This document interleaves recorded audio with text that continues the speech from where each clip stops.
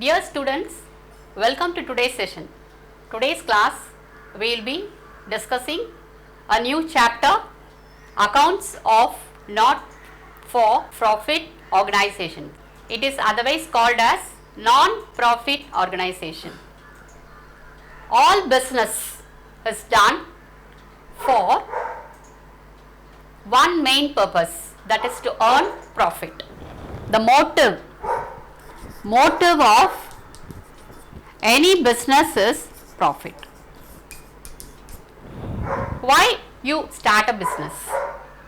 You run a business to earn profit. But there are certain organizations which are started not for profit but to do services. Their motive is service. So, an organization which is started to do service for the society, these organizations are called as not for profit organization, otherwise non-profit organization. Okay. Now, why these organizations are started?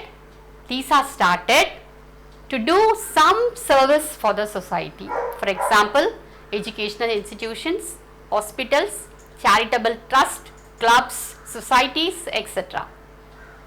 But these organizations also have to maintain books of accounts.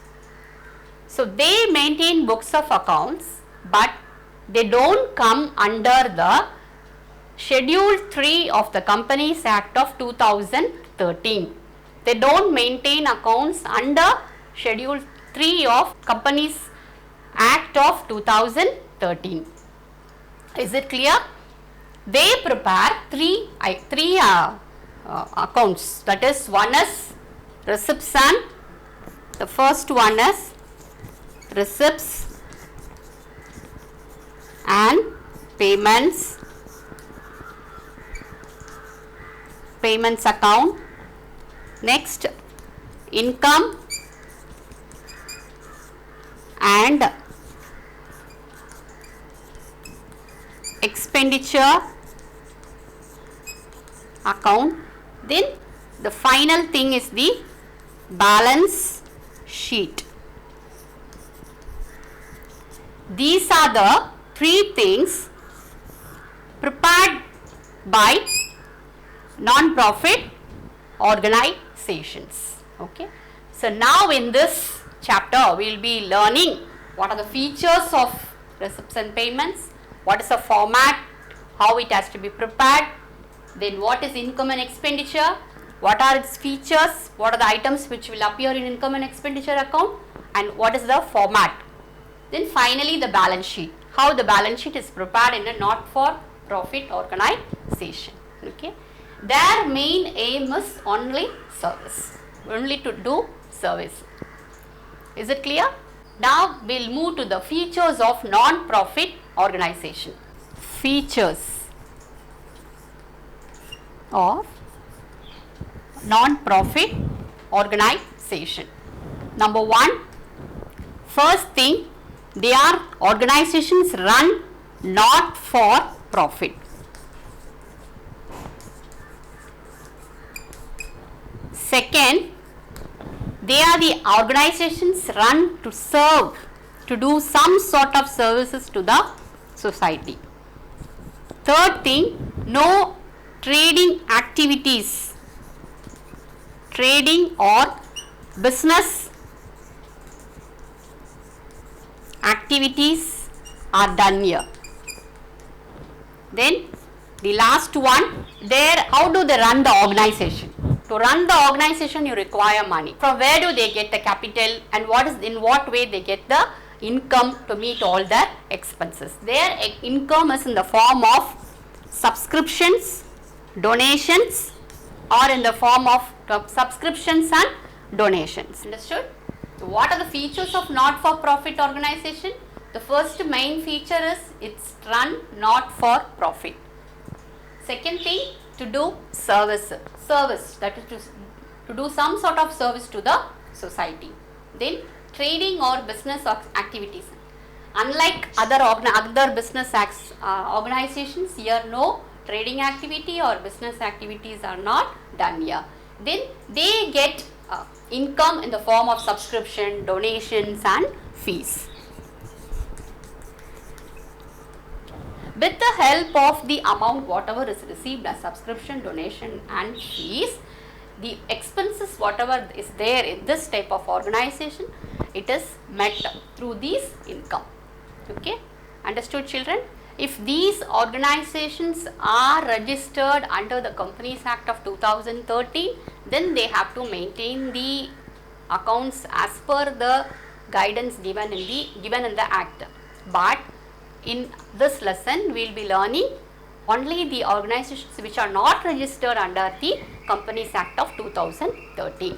Next, as I told you, what is the first thing prepared in a not-for-profit organization? It is the receipts and payment account. So we will see what are these receipts and payments accounts. Receipts and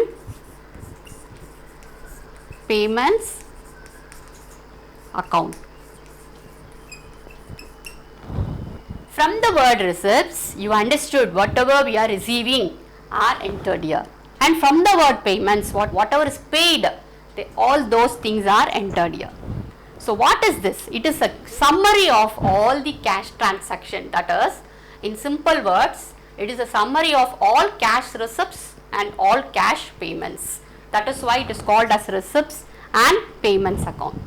As per the golden rules of accounting, debit what comes in, credit what goes out.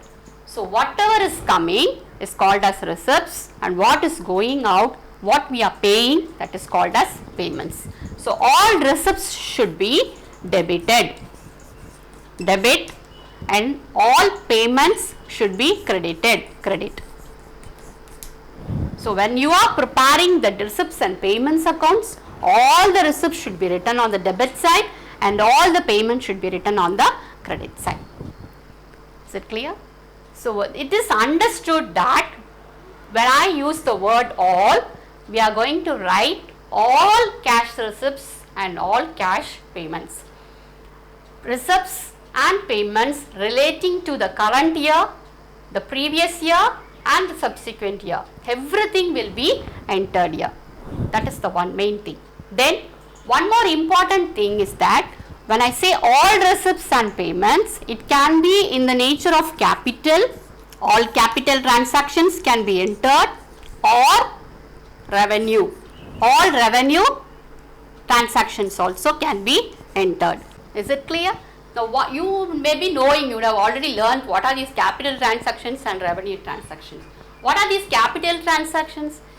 Capital means where the benefit what you derived from the item will be for a longer period. That is called as capital in nature. Items which are in capital in nature, how do you say that they are in capital nature? Which have a the benefits derived out from the items will be extended for a longer period. That is why it is called as capital transactions or capital nature. What is this revenue? Any item which is repeated again and again, and the benefit what you derive out of that is only for a particular period or for a very short period. That is the main thing between capital and revenue. So all revenue items will be appearing in the P&L account and trading account, and items which are of capital nature will be appearing in the balance sheet. Is it clear? But in case of receipts and payments accounts, any transaction, it may be of capital nature or revenue nature, everything will be entered in the receipts and payments account. Understood? So what we have to do? All receipts debit, all payments credit. All the transactions, it may be for the current year, previous year and also for the subsequent year, that is the next year. So any transaction relating to current year, previous year, subsequent year, everything can be entered here. Same way, transactions of capital nature and revenue nature, both can be shown in the receipts and payments account. Okay. Now we will see what are the steps in preparing the receipts and payments account. Steps. in preparing receipts and payments account. What are the steps? So, step number 1, the opening cash balance and bank balance will be written on the debit side. That is the opening balance. Opening balance of cash and bank both will be written on the debit side, and the closing balance will be on the credit side. Opening balance will be on the debit side, closing balance of cash and bank will be on the credit side. Sometimes overdraft will be given, bank overdraft will be given, opening balance of overdraft. If there is opening balance of overdraft, then it will go to the opposite side, that is it will go to the credit side. So, that is the first step. Second thing, all receipts, all cash receipts and all cash payments, all cash receipts and cash payments will be entered. Then third one, revenue and capital items. So, all revenue items, all capital. What is revenue? Items where the benefit what you derive out from it is only for a shorter period and it is repeating again and again. Those items are called as revenue items, and items which where the period, that is the benefit what we derive from those items is for a longer period, that those are called as what? Capital items, and they don't recur again and again. Here these are recurring expenses, they will come repeatedly, but these are all non-recurring expenses. Number 4, if the total of debit side is more, then balance will come on the credit side. Balance, that is the closing balance, that will come on the credit side. Then if credit side is more,